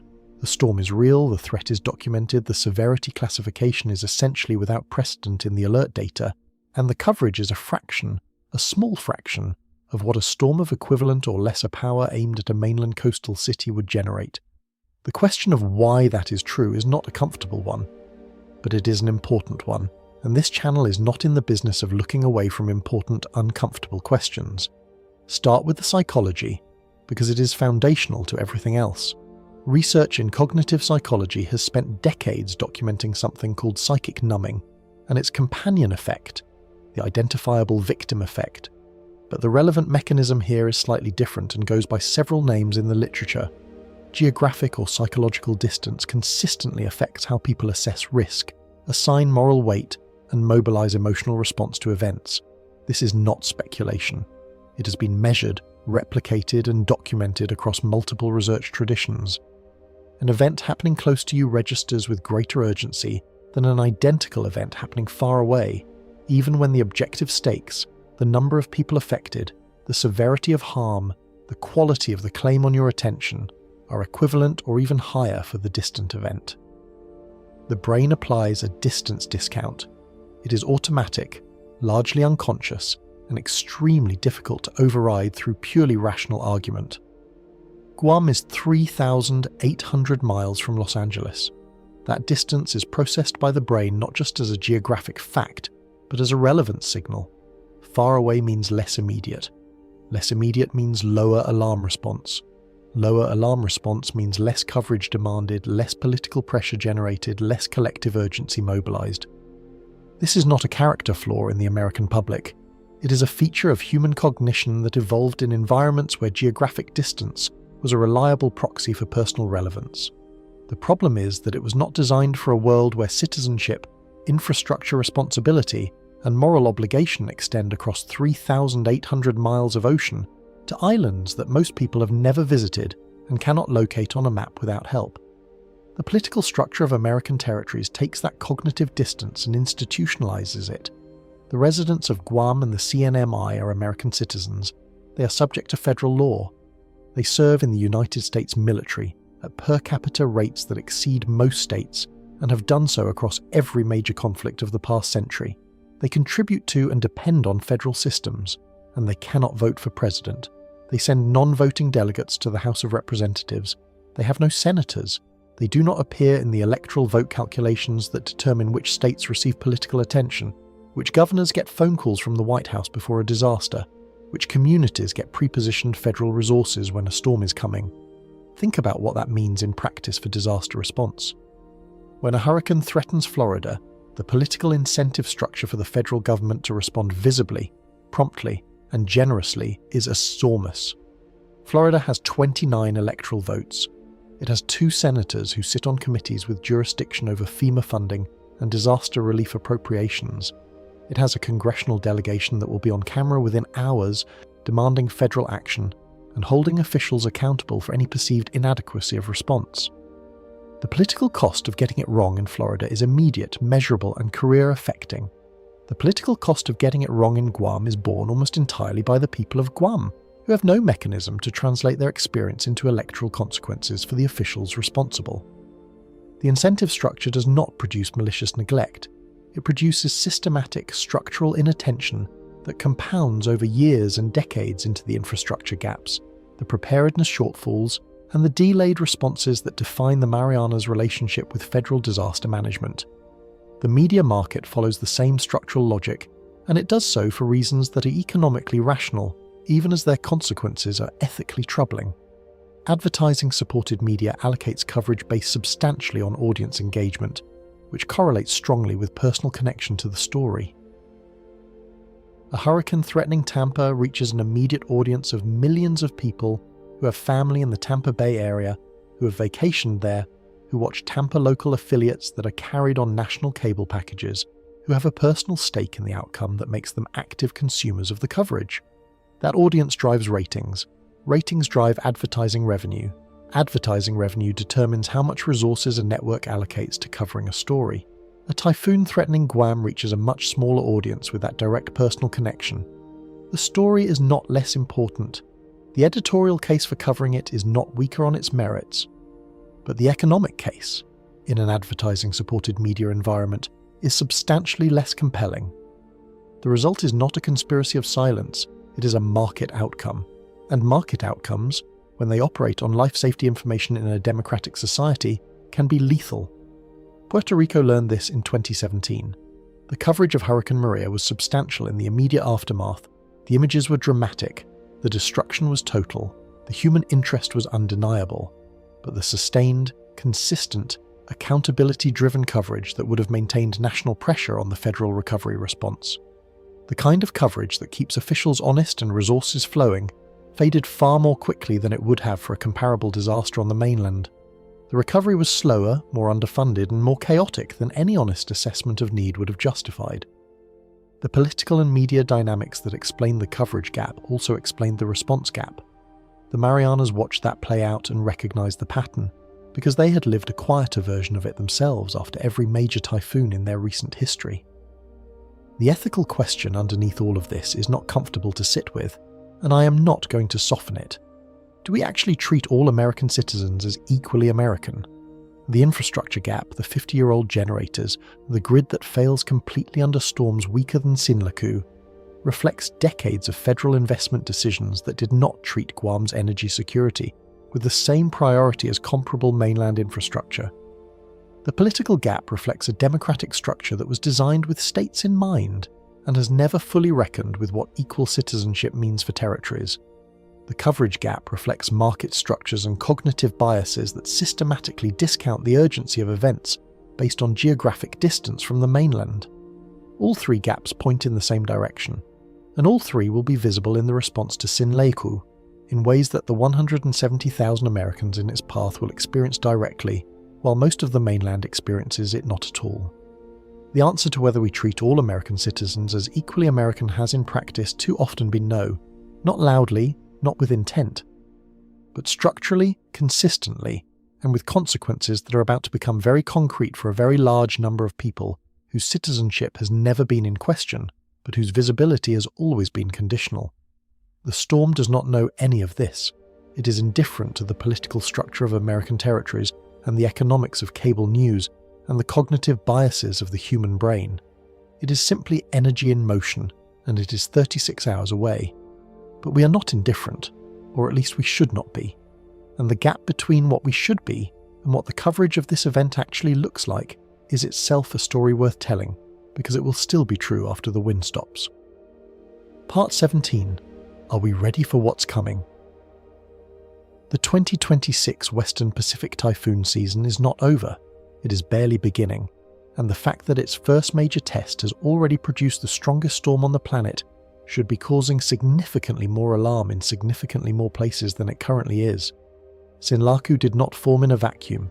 It formed in an environment, a specific combination of ocean heat content, atmospheric dynamics, and seasonal conditions that produced a Category 5 super typhoon in April, a month when the historical record says this should not be happening at this intensity. The uncomfortable follow-on question is not whether those conditions existed. We can see that they did. The question is whether those conditions are going away. And the answer, based on everything the data is currently showing, is no. The anomalously warm Pacific waters that fueled Sinlaku's rapid intensification are not a temporary aberration that will correct itself before August. The reduced wind shear environment that allowed the storm to organise with almost no atmospheric resistance is not a one-week weather pattern that has already passed. The elevated ocean heat content that gave Sinlaku a deep, sustained fuel supply is the product of years of thermal accumulation that does not dissipate on a seasonal timescale. These conditions are structural features of the current climate state in the Western Pacific, and they will be present, likely more strongly present, when the season reaches its statistical peak in the months ahead. El Niño conditions are becoming more established as 2026 progresses, and this adds a layer of complexity to the seasonal outlook that forecasters are working through with genuine uncertainty. The historical relationship between El Niño and Western Pacific typhoon activity is not simple or uniform. Different El Niño events produce different patterns depending on their strength, their structure, and the baseline conditions they are operating on top of. In some historical El Niño years, the Western Pacific has seen reduced typhoon frequency in certain corridors, while activity increased elsewhere in the basin.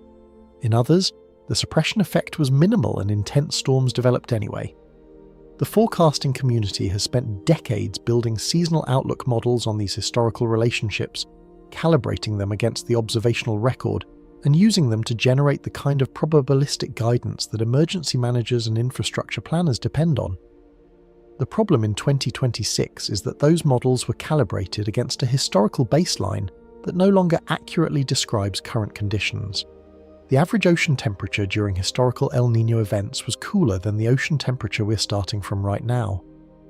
The models are being asked to extrapolate from relationships that were established under conditions that no longer fully apply into a future state that has no direct precedent in the observational record.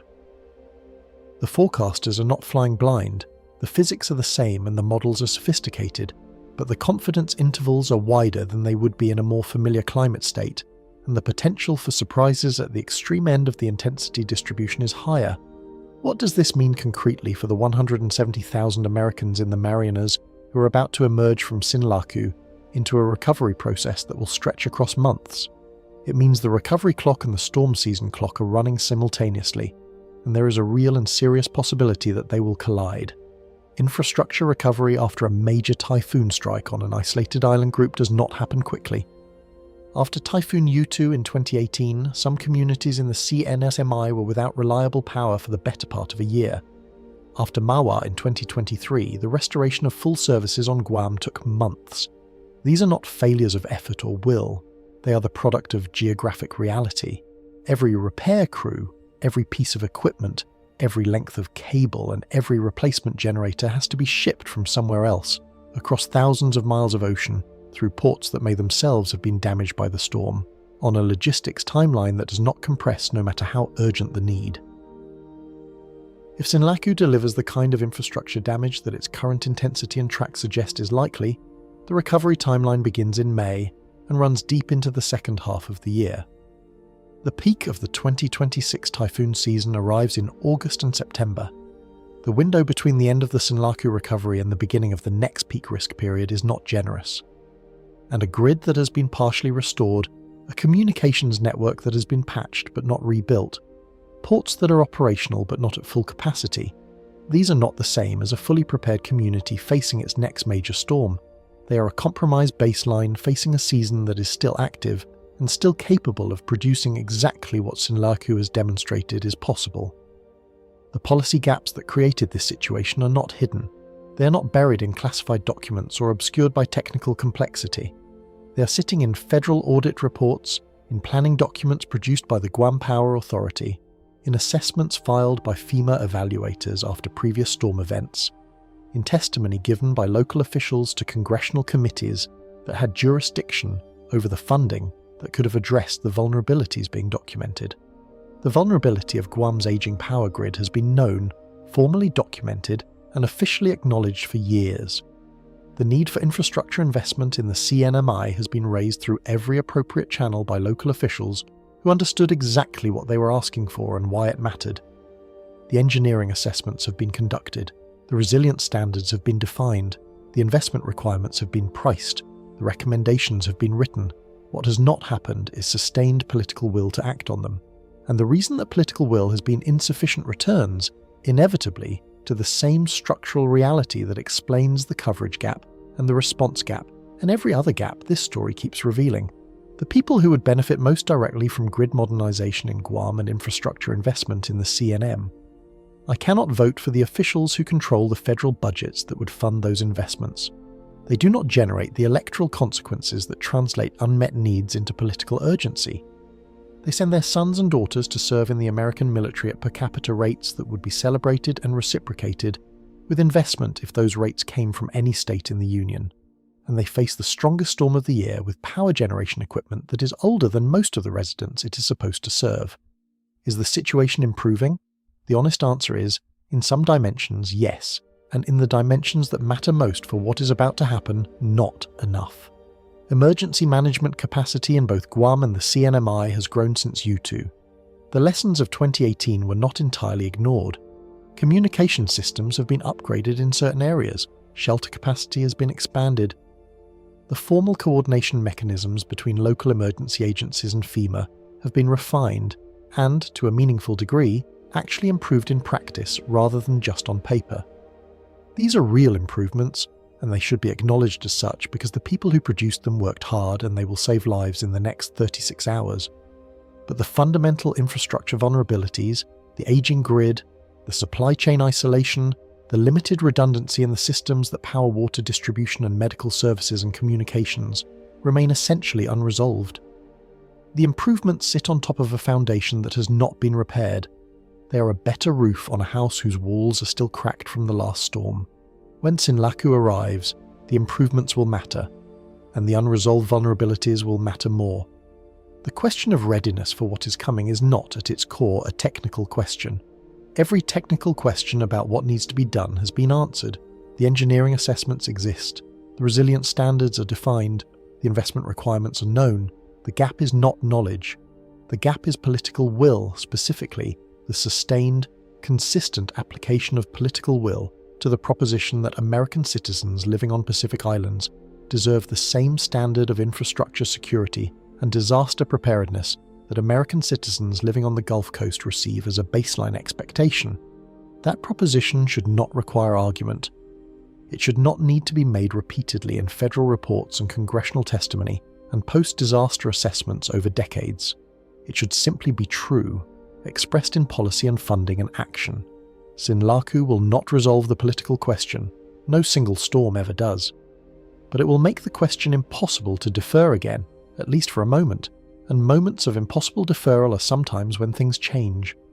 The season is barely beginning, the conditions are not improving, and the window for treating this as someone else's problem, in some other budget cycle, in some future Congress, is closing at 184 miles per hour.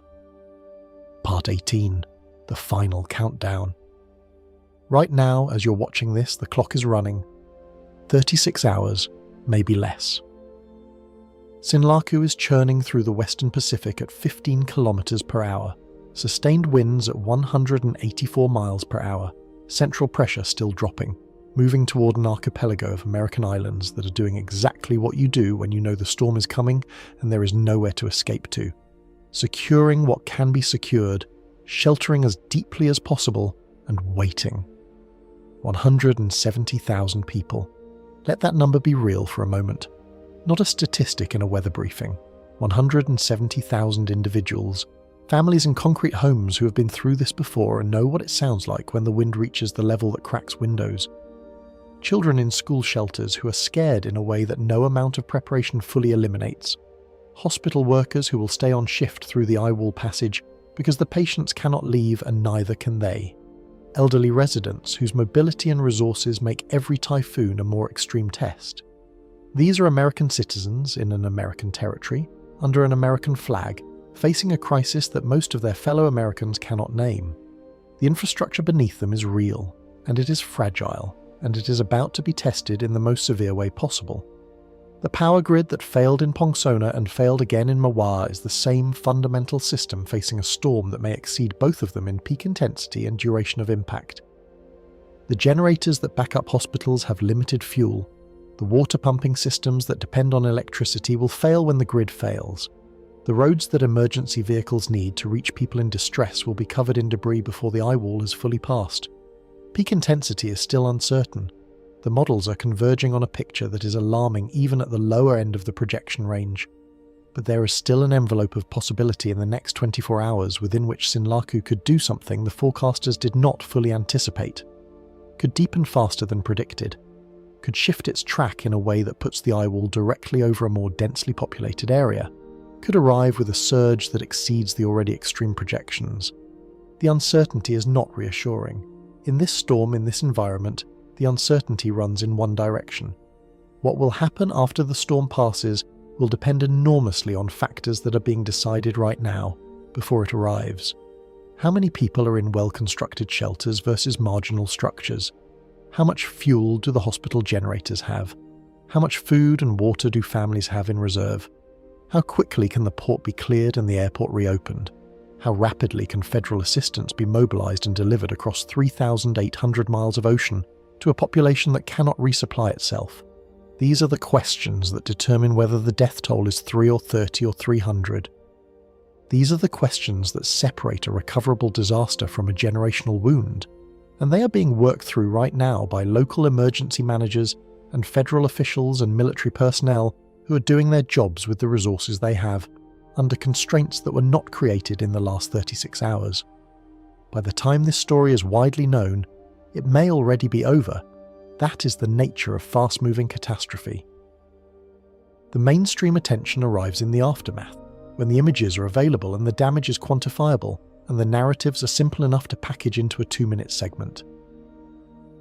The 36 hours before, the window when information and resources and attention might actually change outcomes, passes largely in silence, noticed only by the meteorologists watching the models, the emergency managers making calls, and the 170,000 Americans who are listening to the wind pick up outside their windows. This is the pattern. It is not new. It has played out after every major typhoon to strike the Marianas in living memory. The storm comes, the damage is done, the recovery grinds forward slowly and mostly without national attention, and eventually the next storm comes and the conversation begins again. The invisible disaster, the forgotten Americans, the most dangerous address under the American flag. The storm does not care about any of this. It has no politics and no awareness of the disparities it exposes. It is simply energy, organized by physics, moving across warm water toward land. But we do have politics. We do have awareness. We do have the capacity to look at what is happening right now, 36 hours out, and decide whether this time, whether this storm, this strike on this population, is the event that finally collapses the distance between what the United States says it values and what it actually does. 170,000 Americans are about to find out if this country is watching. The answer to that question will outlast the storm.